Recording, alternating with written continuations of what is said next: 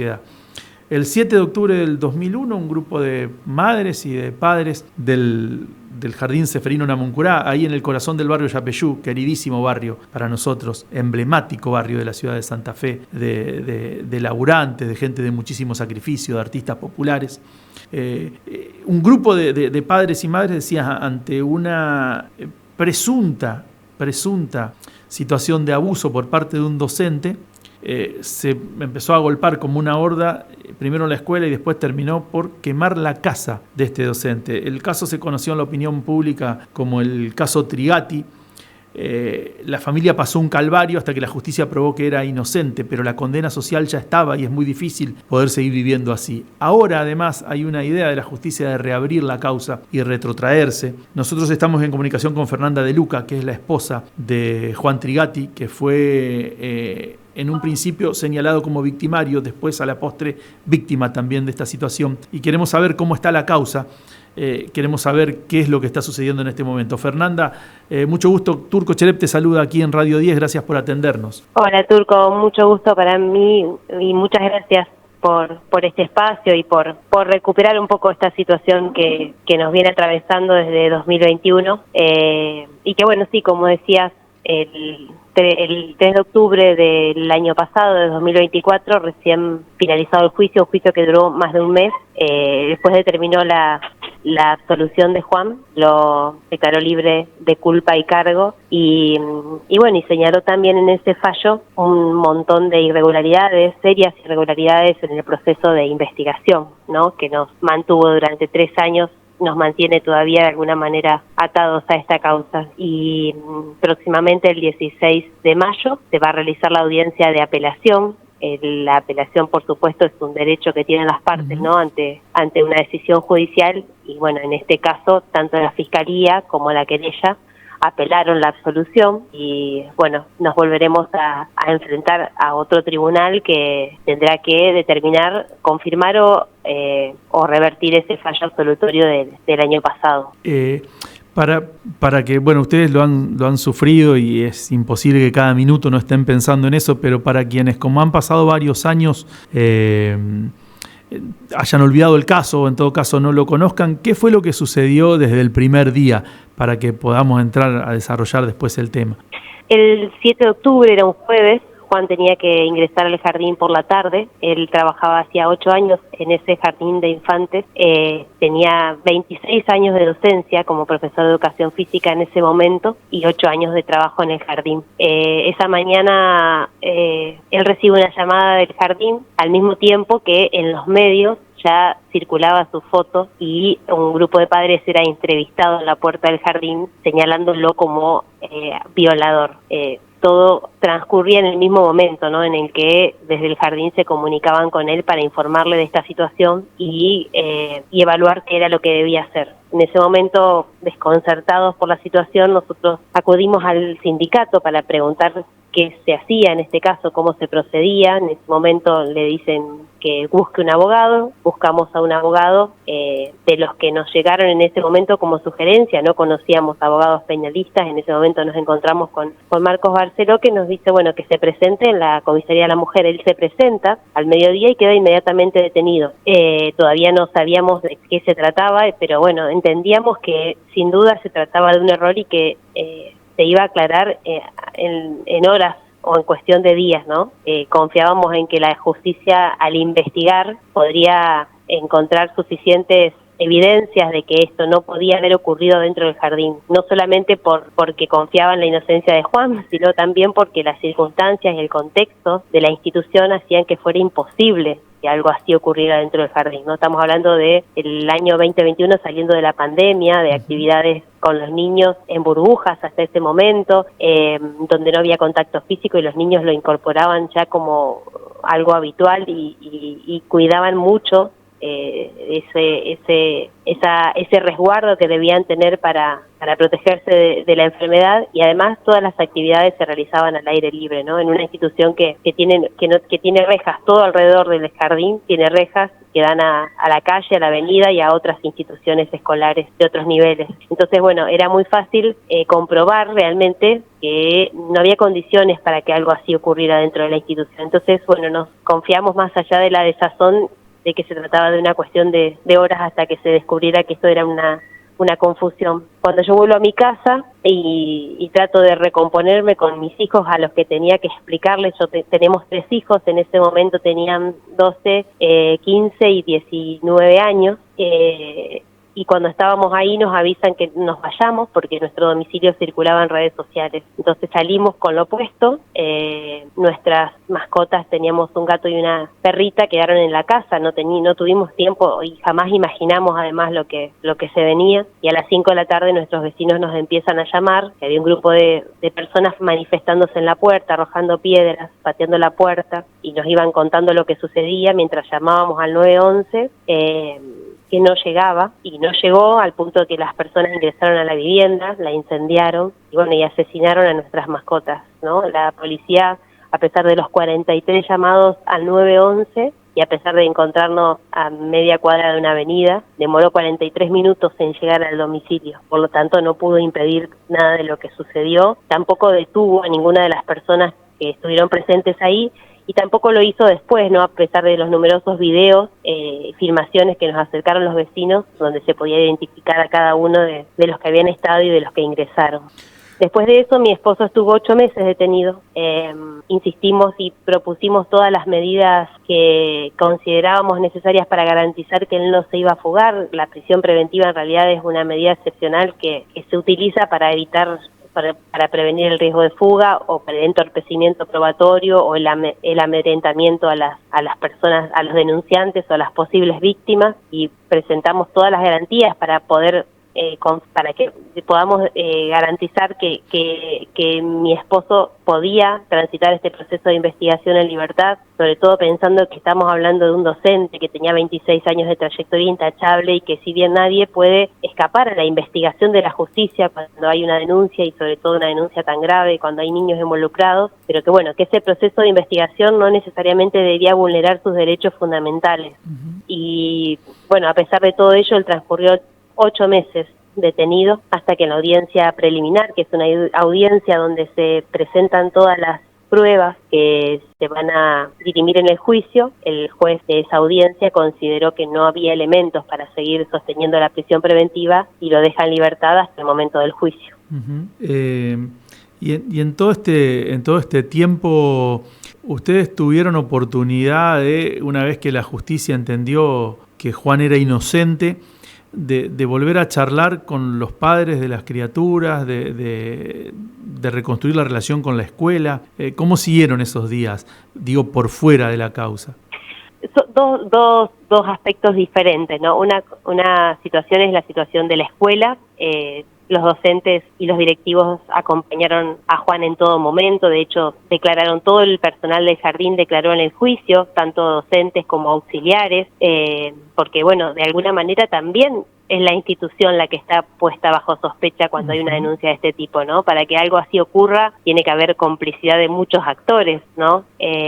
Así que bueno, en eso la verdad es que el vínculo con la comunidad educativa siempre estuvo muy fuerte. Sin embargo, Juan jamás va a volver a dar clases ni en esa institución ni en ninguna otra después de lo que ocurrió, ¿no? Es muy difícil recomponer y poder pararse frente a un aula, frente a los niños, frente a las familias, sin sentir el miedo de que otra sospecha pueda destruir la vida como nos pasó. Con los padres es distinto porque de hecho la relación con esos papás nunca existió, las clases comenzaban después de 2 años de pandemia, esos papás muchos no conocían prácticamente la institución y Juan tampoco los conocía porque de hecho estaba recién conociendo a los niños después de un largo periodo de virtualidad donde las clases eran a través de Zoom, claro, o en el caso de él cuando enviaba videos de juegos para que los puedan hacer en sus casas, pero no había mucho vínculo ni conocimiento con estos papás, y después de lo que nos ocurrió tampoco creo que sí exista la posibilidad, ¿no? De hecho, bueno, Juan fue agredido en la entrada al juicio por un grupo de estas familias, con 5 familias en particular, porque en realidad con el resto de la comunidad educativa Juan camina por la calle y se encuentra con exalumnos, con papás, le ha pasado siempre.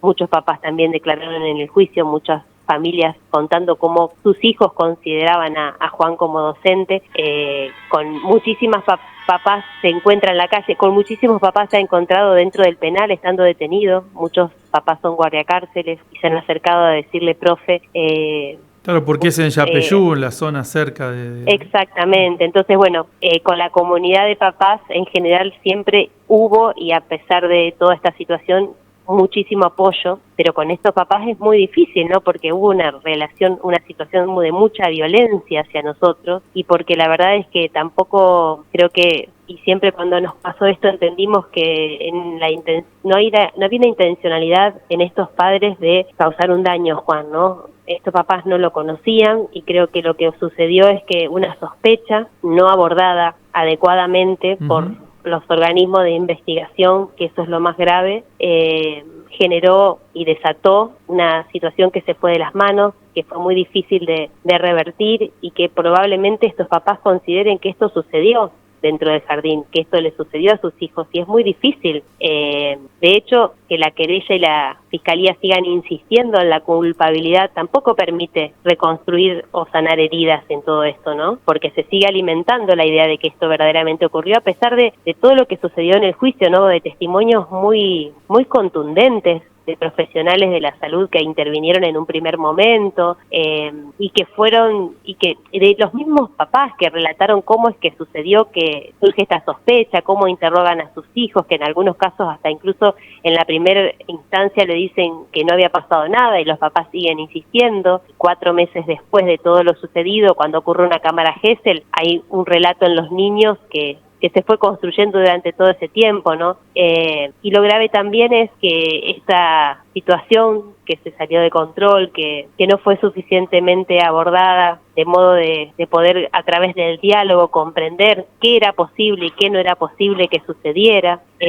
porque la verdad que nos encontramos con una justicia, con un sistema de investigación de la justicia, ¿no? Que lejos de poder nutrirse de todos los elementos de contexto necesarios para poder comprender lo que sucedió, para barajar diferentes hipótesis, se centró en una sola posibilidad y desechó todos los testimonios que no fueran en esa dirección. Y eso es lo grave en esta situación, ¿no? Porque no se trata solamente de la libertad de Juan, de la vida de Juan, de su profesión, de nuestra familia, sino que hay 5 niños que durante 3 años fueron sometidos a un proceso judicial absolutamente revictimizante, y para esos niños y para esas familias también el daño es irreparable.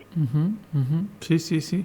Fernanda, ¿y vos sos docente también? Yo soy trabajadora social. Trabajadora social. ¿Y tu esposo ahora me decía que no está trabajando? No, él está reubicado en otro tipo de tareas en este momento. No perdió el cargo porque la justicia además lo declaró inocente en primera instancia, pero no está haciendo lo que hizo toda la vida, digamos. No, y no creo que vuelva a ese lugar. De ninguna manera. ¿Y qué edad tienen tus chicos? Hoy tienen 15, 19 y 24. ¿Y cómo están? ¿Cómo vivieron todo ese proceso y cómo están ahora? Han pasado por diversas etapas, ¿no?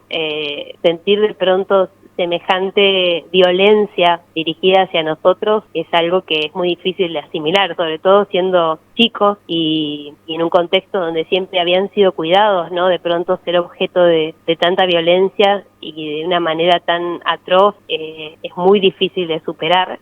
Creo que los ha ayudado, que hemos estado rodeados siempre de muchos amigos y familia que nos ha contenido, que nos ha acompañado, que les ha hecho sentir que podía seguir existiendo un lugar seguro para ellos, acompañados por sus compañeros de escuela, por los docentes, por los padres de sus compañeros. Creo que más allá del horror que vivieron, hubo tantos gestos de cariño y de contención para ellos durante todos estos años que han compensado de alguna manera, ¿no? Esto que hemos vivido. Por supuesto que es algo que uno no alcanza ni siquiera siendo adulto a comprender todavía o a sanar, más ellos siendo niños en ese momento, ¿no?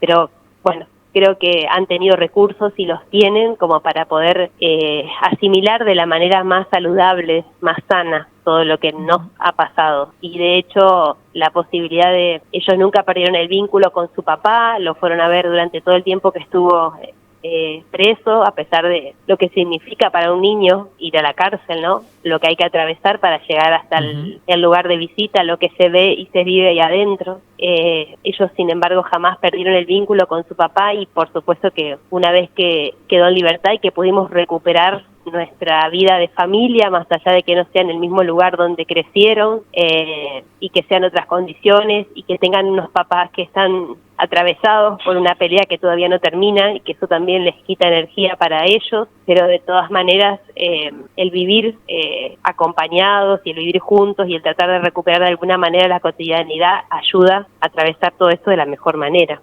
Uh-huh. Estamos charlando, por si ustedes se engancharon un poco más tarde, con Fernanda de Luca, es la esposa de Juan Trigatti, el docente que fue acusado de violación en un jardín de infantes en el Ceferino Namuncurá, Yapeyú. Luego la justicia lo encontró inocente, pero ya había pasado por la cárcel, ya le habían quemado la casa. Y quería apelar, Fernanda, a tu condición de trabajadora social. Nosotros buscábamos un contexto para charlar, apuntando antes de comunicarnos con vos a lo peligroso que es esto de convivir con los relatos salvajes que abundan cada vez más en nuestra sociedad, que además vienen de arriba hacia abajo y que después no se pueden detener, entonces no tiene lugar la justicia, no tiene lugar nada de las herramientas que se tienen para dirimirlo.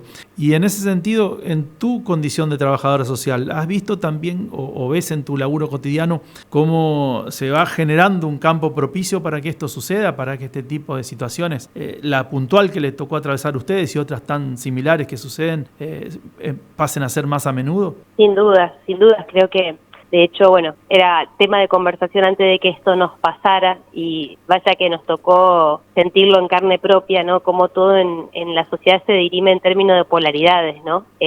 Fomentada por millones de intereses y por la política y por la prensa y los medios de comunicación, como todo se trata de polarizar en términos de blanco-negro, ¿no? Y como no hay lugar a la duda, a la pregunta, a la complejidad, a dejar abierta la posibilidad de que la realidad sea mucho más compleja de lo que uno trata de sintetizar o de simplificar o de leer desde las propias convicciones, desde la propia ideología, desde el sesgo que cada uno como persona tiene por su historia, su cultura, su formación, y en ese lugar es muy difícil a veces visibilizar al otro concreto, ¿no? A la realidad de una persona que está inmersa en un contexto muy particular y que tal vez no es tan fácil de leer o de resumir en un titular de un diario, más allá de los intereses que muchas veces hay detrás de los titulares de las noticias, ¿no? Pero la verdad es que nos ha tocado vivir en carne propia lo que es ser absolutamente invisibilizado, al punto de que se escuchaban mientras esperaba la nota de la justicia por mano propia, ¿no? El hecho de que lo que nos sucedió en nuestra casa, a mis hijos y a mí, que en todo caso no teníamos nada que ver con el hecho que se le imputaba a mi esposo, que no haya tenido ningún reparo de la justicia, que no hayamos tenido ninguna protección, ninguna defensa y que no haya todavía ninguna medida sobre las personas que hicieron eso, de alguna manera demuestra que hay violencias que están justificadas, ¿no? Yo en ese momento, mujer, estaba sola con mis 3 hijos y todo lo que ocurrió en mi casa no tuvo ninguna reparación, ninguna protección de parte de la justicia. Y hoy, el hecho de que eso no haya ocurrido es un mensaje claro de que uno puede, de acuerdo a la gravedad de la causa que bandere, puede cometer cualquier hecho de violencia sin ningún tipo de sanción, sin ningún tipo de freno, sin ningún tipo de restricción. Uh-huh. A mí me ha costado mucho en todo esto que nos pasó poder explicar y poder ser escuchada, porque aquí no se trata de si los padres mienten, si los niños mienten. La realidad fue mucho más compleja que una simplificación de ese tipo, ¿no? Porque acá estamos hablando de que no hay una intención de los padres de dañar a un docente, de que hay miedos, de que hay prejuicios, de que hay traumas y de que hubo una situación que estuvo incorrectamente abordada, ¿no? En el contexto donde la escuela muchas veces es depositaria de muchas sospechas, de muchas desconfianzas que hacen que tal vez un tema cotidiano se transforme en una sospecha de algo mucho más grave. Uh-huh. Y ahí intervienen los medios, interviene un abordaje absolutamente incorrecto de parte de la justicia, la escuela queda absolutamente silenciada, sin la posibilidad de decir qué es lo que puede o no suceder dentro de la escuela, porque la situación al ser judicializada también deslegitima a todos los actores involucrados para poder decir no, pero ojo que acá las cosas que hacemos las hacemos de esta manera, las hacemos en este espacio, las hacemos delante de todas estas personas, y todo eso pierde relevancia en el medio de una noticia absolutamente sesgada, amarillista, confirmatoria de algo que simplemente empieza siendo una sospecha, ¿no? Y esa condena social hace que luego sea muy difícil poder dar una explicación, un contexto diferente a lo que sucedió. Yo creo que después de lo que nos pasó también hubo un cambio en la manera de los medios de abordar este tipo de noticias. Yo recuerdo que me enteré de esta noticia, me enteré de lo que sucedía por las noticias y porque se exponía la cara de mi esposo con la leyenda de violador en los medios de comunicación, ¿no? Sí. Y creo que como sociedad también es una interpelación muy grande a qué causas nos sumamos, en qué causas nos embanderamos ciegamente, sin dar la posibilidad de que esa realidad sea mucho más compleja de la que se simplifica en las redes o en los medios de comunicación. Y es muy difícil porque todo eso también tiene mucha incidencia en la justicia, ¿no? Es una gran presión social para la justicia, lo que la sociedad a través de los medios determina de una manera absolutamente arbitraria. Fernanda, ahora viene la apelación, como decías, en mayo, y ¿cómo se preparan ustedes para afrontarlo? La verdad es que el fallo absolutorio de Juan es muy contundente y no solamente está fundado en los más de 100 testimonios que pasaron durante el juicio, que de alguna manera comprueban que estos hechos no ocurrieron y dan una explicación contundente sobre cómo es que cómo esta denuncia pudo llegar a un juicio, ¿no? Cómo fue construyéndose un relato que luego fue muy difícil de desarmar, sino que además también señala graves fallas en la investigación, graves responsabilidades en el abordaje de la investigación, en la preservación de pruebas fundamentales como eran las cámaras de videovigilancia del jardín, pero también, sobre todo, graves revictimizaciones a las niñas que pasaron por este proceso, fuera de todo protocolo, en contra de todas las recomendaciones internacionales sobre cómo se debe abordar a un niño en el caso de una sospecha de abuso, ¿no? Para no revictimizar, para no contaminar su relato con reiteradas entrevistas, para no revisarlo o someterlo a revisaciones médicas innecesarias. Este fallo muestra, de alguna manera, las grandes debilidades que tiene el sistema de protección integral de niños, niñas y adolescentes en nuestra provincia y en nuestra ciudad en particular. Entonces yo creo que este fallo absolutorio tiene mucha fuerza respecto a la decisión de absolver a Juan y deja también a la luz un montón de irregularidades que espero que signifiquen un cambio en el sistema, más allá de lo que nos pasó a nosotros, porque de aquí no se trata de quién gana y quién pierde, acá perdimos todos en este proceso, sí, ¿no? Claramente. Perdió Juan, perdió la familia de Juan, pero también perdieron estas 5 niñas y sus familias porque el daño es irreparable. Fernanda de Luca, te agradecemos muchísimo la gentileza y la entereza para charlar y seguramente vamos a volver a comunicarnos cuando estemos más cerca de la instancia judicial que se viene de esa apelación. Te dejamos un abrazo grande. Gracias a ustedes por el espacio, muchas gracias y hasta luego. Hemos charlado con Fernanda de Luca, es la esposa de Juan Trigatti, docente santafesino, que el 7 de diciembre de 2021 vio alterada su vida cuando se enteró que era denunciado por haber abusado de alumnos del Jardín Ceferino Namuncurá, donde daba clases en el barrio de Yapeyú. Con el tiempo la justicia demostró que era inocente, pero en el camino tuvo que sufrir la cárcel, fue víctima de que le incendiaran en horda su propia casa, que se le destruyera prácticamente la vida cotidiana, de que le fuese muy difícil volver a retomar la vida que de hecho hoy frente al aula no retomó. Y sirve este caso, creemos que valió la pena extendernos, más allá del horario y el vértigo informativo de la mañana, sirve este caso como para ejemplificar por la madurez con que lo afronta, sin odio, sin sed de venganza, Fernanda de Luca, su compañera, sirve para detenernos y empezar a reflexionar hasta dónde podemos pensar que es preciso solucionar las cuestiones como si todo se tratara de la película Relatos Salvajes, y si en todo caso no merecemos, aún en este contexto caótico que nos toca atravesar, en los que la economía destrozan todos los lazos familiares, en los que en los barrios la droga está haciendo estragos, en una descomposición social importante, digo, ¿hasta dónde podemos pensar que es preciso seguir dirimiendo las cosas de este modo? Y también hasta dónde podemos reflexionar desde los medios de comunicación para no declarar culpables, para que no todo sea lo mismo, para que no valga lo mismo un tuit o una historia de Instagram para arruinarle la foto. Con esa foto digo la carrera a una persona, la vida entera a una familia, que no valga lo mismo que si se tratara de un gol errado, o de un offside, de un tiro en el palo o de un robo a mano armada en la calle. No puede ser todo lo mismo. Desde los medios de comunicación lo tenemos que saber, desde quienes tienen responsabilidad del Estado sobre todo lo tienen que ejercer, y este tiene que ser un mínimo pacto social como por lo menos para poder vivir, ya que no nos lo permiten dignamente porque nos quitan la comida todos los días, al menos en un marco de solidaridad ahora que está tan de moda el Eternauta.